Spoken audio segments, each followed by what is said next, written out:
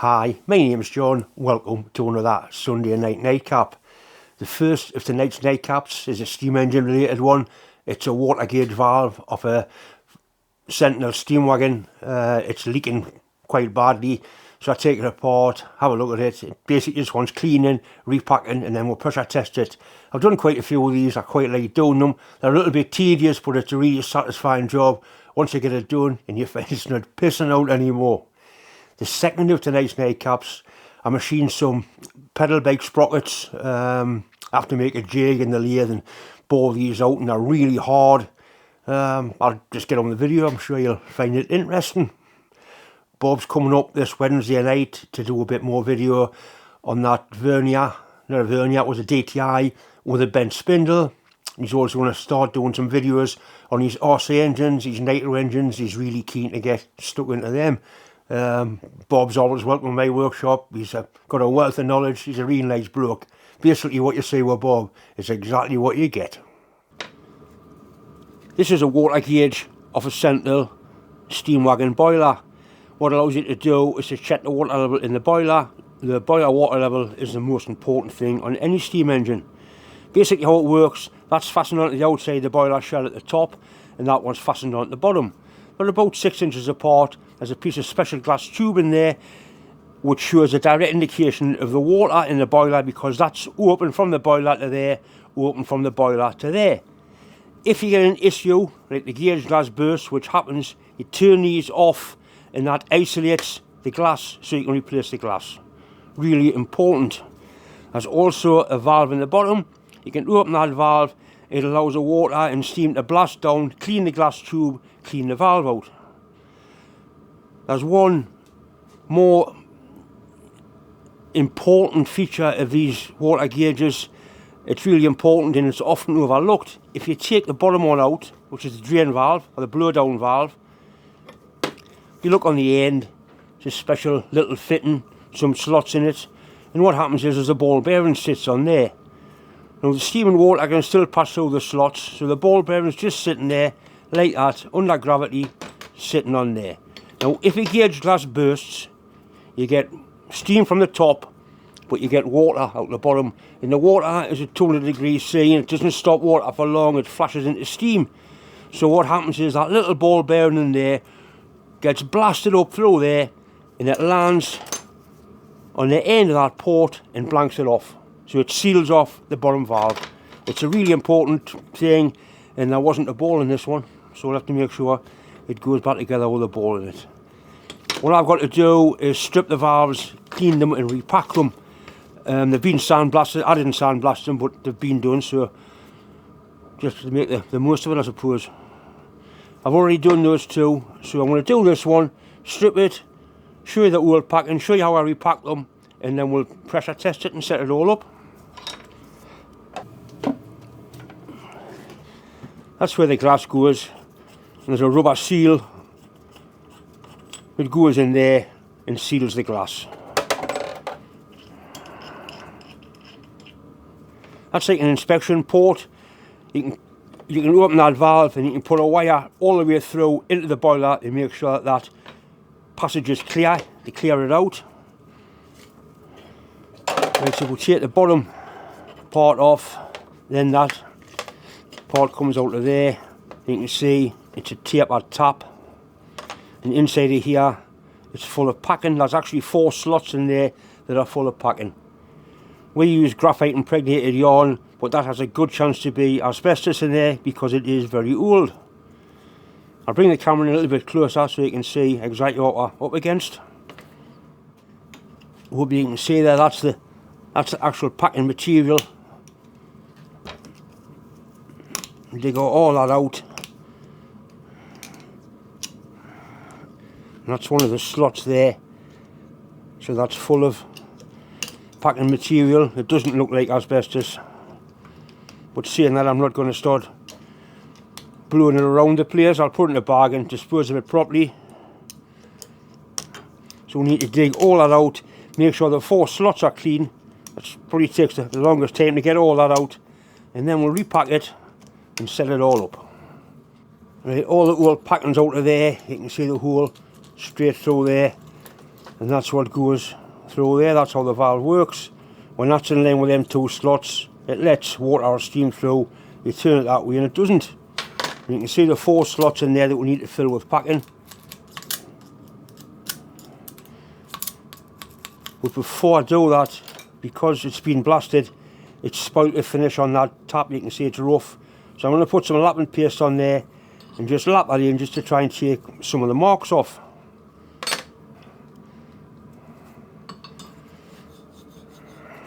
Keep moving it around at different places.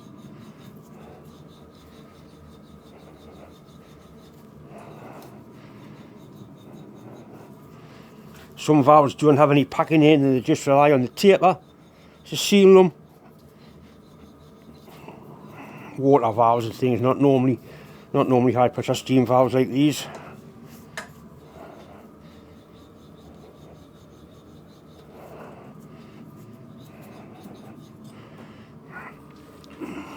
It's starting to clean up and give it some more. I've got it cleaned up. It's a nice clean band there where it needs to be, and the seat in there looks quite decent as well. So the way I normally do this is I put the valves together. Getting the packing in is a little bit of a fiddle normally. This is the end where the valve goes. This is the big end. A little bit of light oil in there won't do any harm at all. A little bit of high temperature lubricant on there.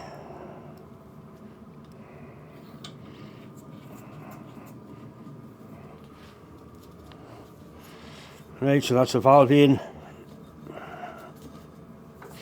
Now we're going to try and get the packing in. I've got some square packing, and the idea is just try and slide it down that slot. It's a proper tedious, miserable task trying to get this stuff in here, but it's got to be done. That's the packing. It's graphite impregnated yarn. It's actually got wire inside it, thin wires to keep it sort of together really. So we'll cut a length off, right about that long, and that hopefully will slide down the side of there.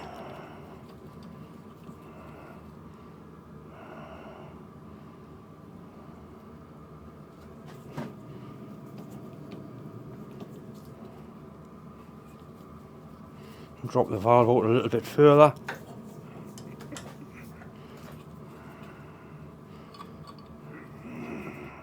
Right, so we've got the 4 bits of packing in, we've got the valve in.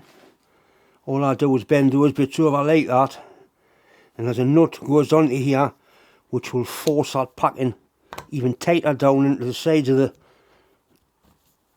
the valve.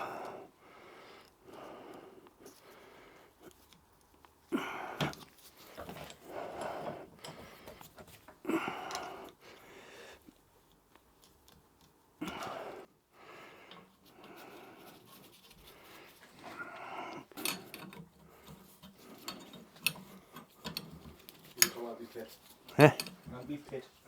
Where you gone?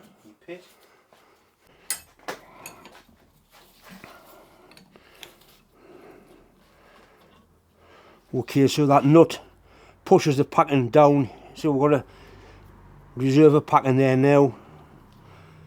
As the valve wears in, you put another, turn the packing in.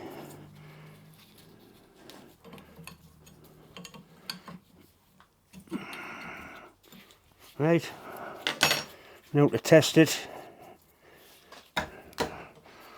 That's actually curved, that face, to the shape of the boiler.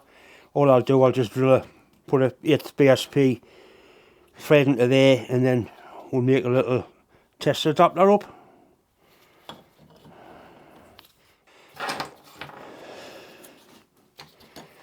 Little adapter that simply screws into there.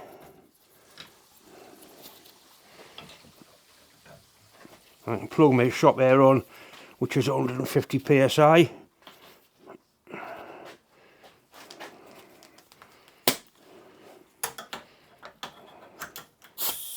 Right, so that's the air on there. Sounds good.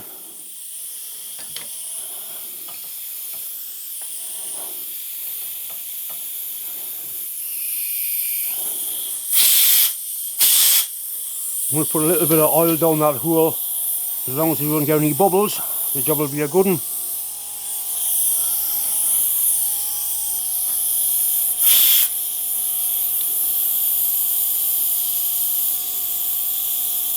Leaking a little bit, not much, but a little bit.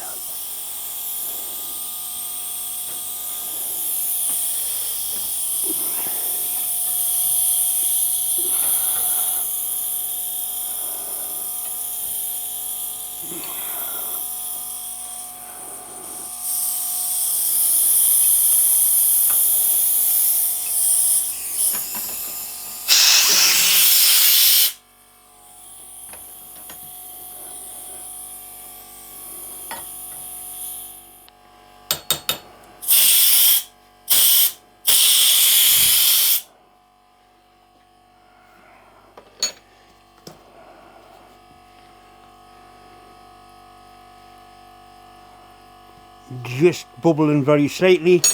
Like I say, once they've been hot and they've been used a few times, they will seal up.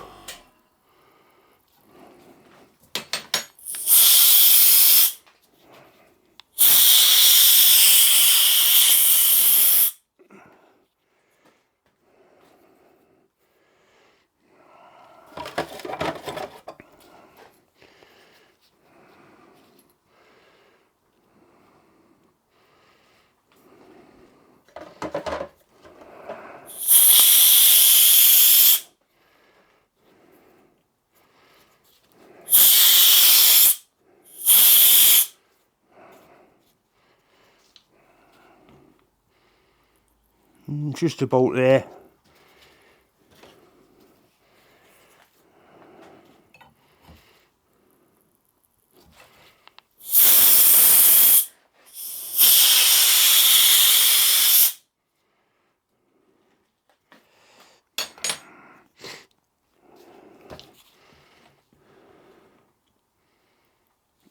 Yeah, that's it. No more bubbles. John's happy with that. Right, hopefully you can see in this one, that's the actual port there into the valve. I open the valve, air's coming through. Now if I drip some oil into that little hole there, very, very slight bubble. That's it, stopped. Like I say, once the valve's been hot, been worked a few times. Right, that's enough.